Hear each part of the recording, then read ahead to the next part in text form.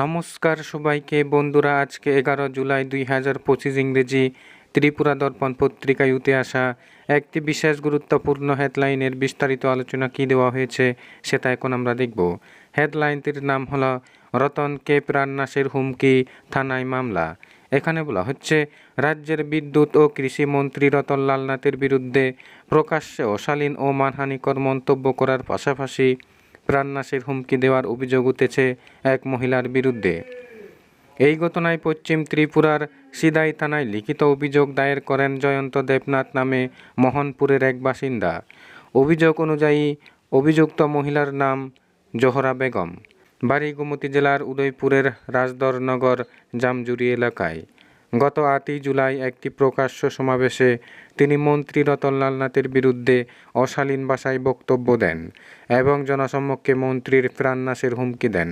এই বক্তব্যের ভিডিও সামাজিক মাধ্যমে একটি ফেসবুক পেজ থেকে আপলোড করা হয়, যার শিরোনাম ছিল মন্ত্রী রতন ও বিজেপির উপর সাধারণ জনগণের ক্ষোভের বহিঃপ্রকাশ। ভিডিওটি সোশ্যাল মিডিয়ায় ব্যাপকভাবে ছড়িয়ে পড়ে এবং বহু ব্যবহারকারী এটি শেয়ার করেন, যার ফলে মন্ত্রীর সামাজিক মর্যাদা ও ভাবমূর্তিতে আঘাত লেগেছে বলে অভিযোগপত্রে উল্লেখ করা হয়েছে। অভিযোগকারী জয়ন্ত দেবনাথ, যিনি নিজে মোহনপুর বিধানসভা কেন্দ্রের বোথার এবং বহু বছর ধরে রতনলাল নাথের একজন সমর্থক, তিনি বলেন, এই ধরনের আক্রমণ ও মিথ্যা অপপ্রচার শুধু একজন জননেতার নয়, গোটা সমাজের বিরুদ্ধেই বিদ্বেষ ছড়ানোর চেষ্টা। অভিযোগপত্রে এফআইআরের জন্য 3টি ধারার আওতায় পদক্ষেপ গ্রহণের অনুরোধ জানানো হয়। জনসাধারণের মানহানি, অপরাধমূলক হুমকি ও ভীতি প্রদর্শন, সমাজে বিভেদ ও ভুল তথ্য প্রচার। অভিযোগপত্রের সঙ্গে সোশ্যাল মিডিয়ায় ছড়িয়ে পড়া ভিডিও ও পোস্টের স্ক্রিনশটও সংযুক্ত করা হয়েছে। এই প্রসঙ্গে মন্ত্রী রতনলাল নাথের পক্ষ থেকে এখনও পর্যন্ত আনুষ্ঠানিক প্রতিক্রিয়া পাওয়া যায়নি। তবে প্রশাসনের একটি সূত্র জানিয়েছে, সিদাই থানার ভারপ্রাপ্ত কর্মকর্তা বিষয়টি গুরুত্ব দিয়ে খতিয়ে দেখেছেন এবং প্রয়োজনীয় আইনি পদক্ষেপ গ্রহণের প্রস্তুতি নিচ্ছেন। রাজনৈতিক বিশ্লেষকদের মতে, সোশ্যাল মিডিয়ার অপব্যবহার করে জননেতাদের সম্মানহানি এখন উদ্বেগজনক মাত্রায় পৌঁছেছে।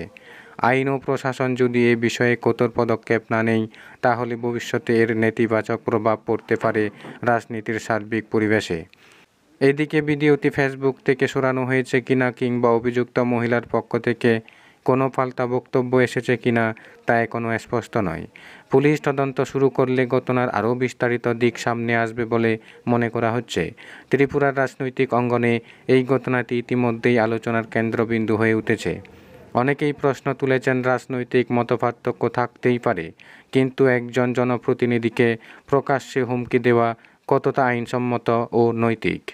তাই প্রশাসনের পক্ষ থেকে কেমন পদক্ষেপ নেওয়া হয় তা এখন দেখার বিষয়।